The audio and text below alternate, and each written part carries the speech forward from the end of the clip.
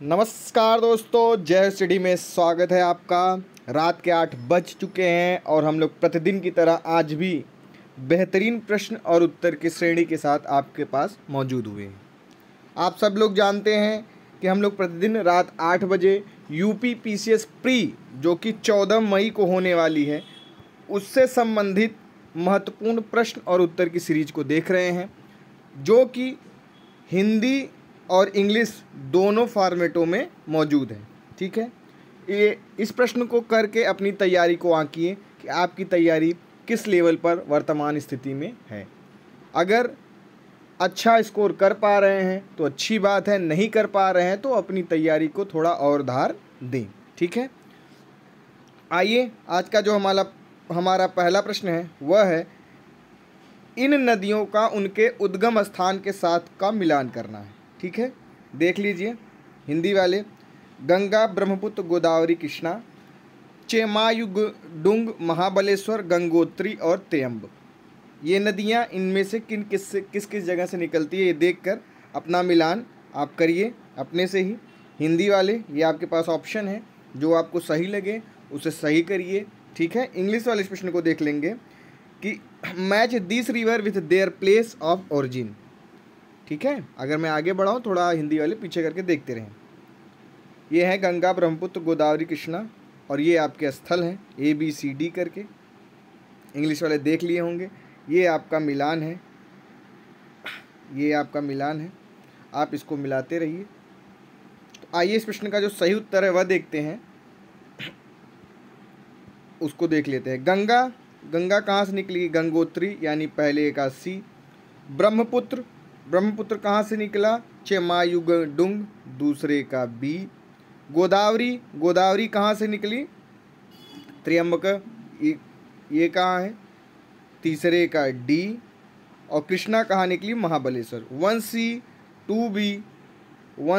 2B और 3 का D कहाँ? ये। तो इसका जो सही उत्तर हुआ वह होगा आपका ऑप्शन D। आइए इसकी व्याख्या देख लेते हैं। ये है ऑप्शन अर्थात सही उत्तर विकल्प 1 अर्थात 1C 2, 1 मिनट देख लें।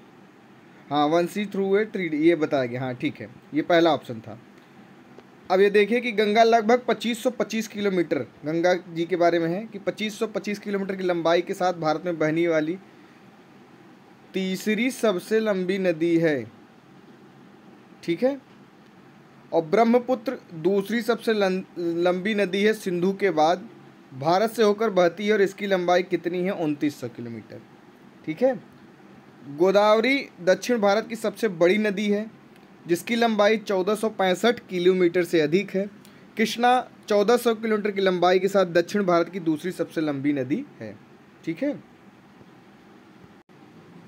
अब इससे कंफ्यूज मत होइएगा, इसे ध्यान यही समझ लीजिए, थोड़ा इसमें गलत तरीके से एक्सप्लेन कर दिया गया। गंगा नदी जो है वो भारत में बहने वाले सबसे लंबी नदी है, 2525 किलोमीटर। सिंधु नदी की लंबाई अधिक है लेकिन भारत में यह लगभग 1200 किलोमीटर ही बहती है। ठीक है, तो इसे सही कर लीजिएगा, इसमें एक्सप्लेनेशन थोड़ा गलत दिया है।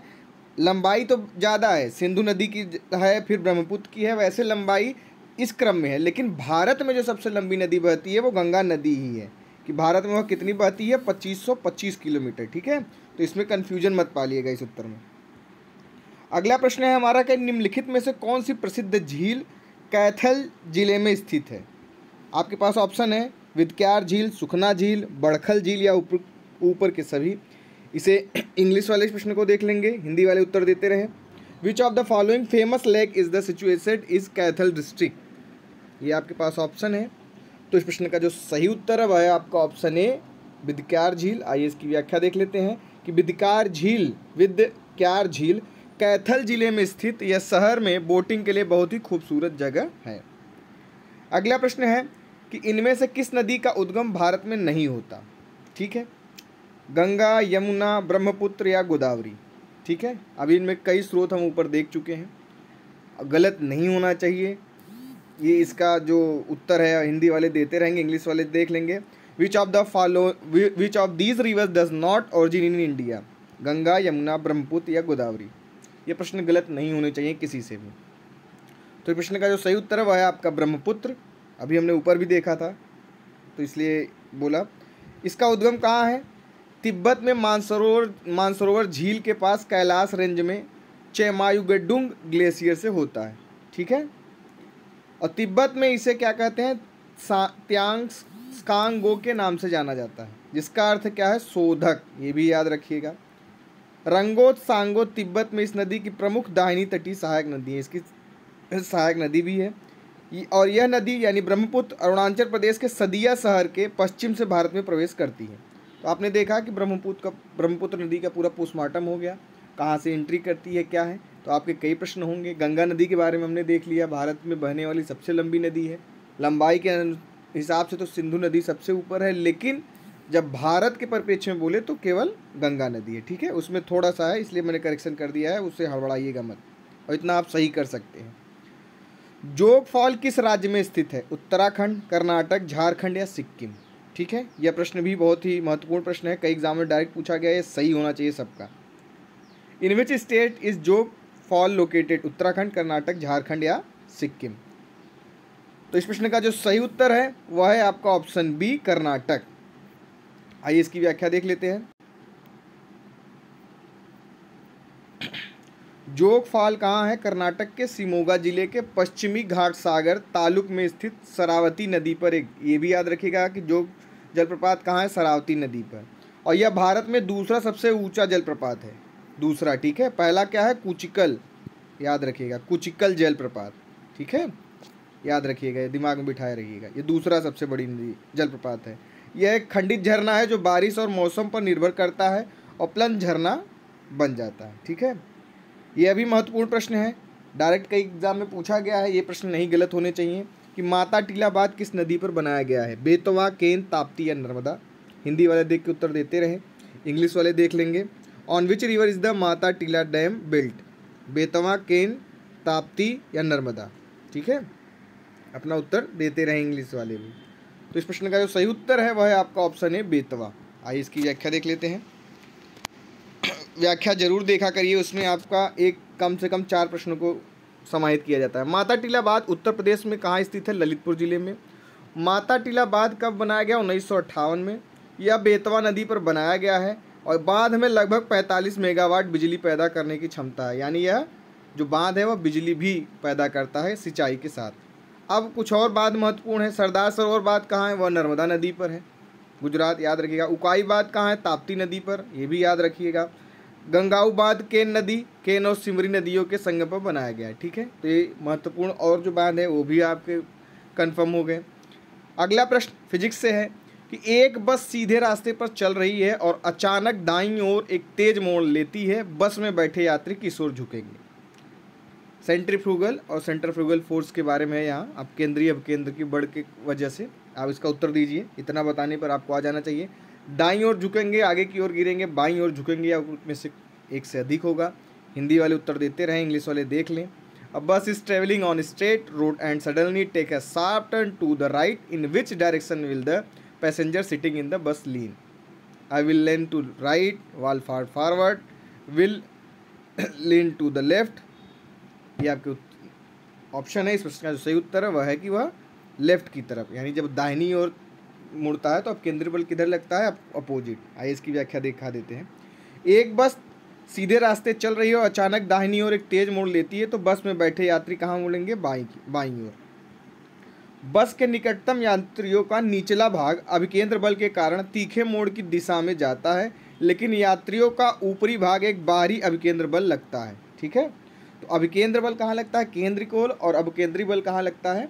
बाहर, केंद्र से विपरीत, इसी के विपरीत लगता है। ठीक है, और अभिकेंद्री बल के कई उदाहरण हैं, कई एग्जाम में पूछे गए हैं, जैसे वॉशिंग मशीन जो वर्क करता है वह किस पे वर्क करता है? अपकेंद्री बल पर ही काम करता है, अपोहन क्रिया। ठीक है, याद रखिएगा। पृथ्वी के किस बिंदु पर गुरुत्वाकर्षण नहीं होता है? उत्तरी और दक्षिणी ध्रुव पर? महत्वपूर्ण प्रश्न है। भूमध्य रेखा पर, समुद्र की सतह पर या पृथ्वी के केंद्र पर? हिंदी वाले इस प्रश्न का उत्तर देते रहेंगे, इंग्लिश वाले देख लेंगे। At what point on earth does gravity not exist? कहाँ एग्जिस्ट नहीं करती है?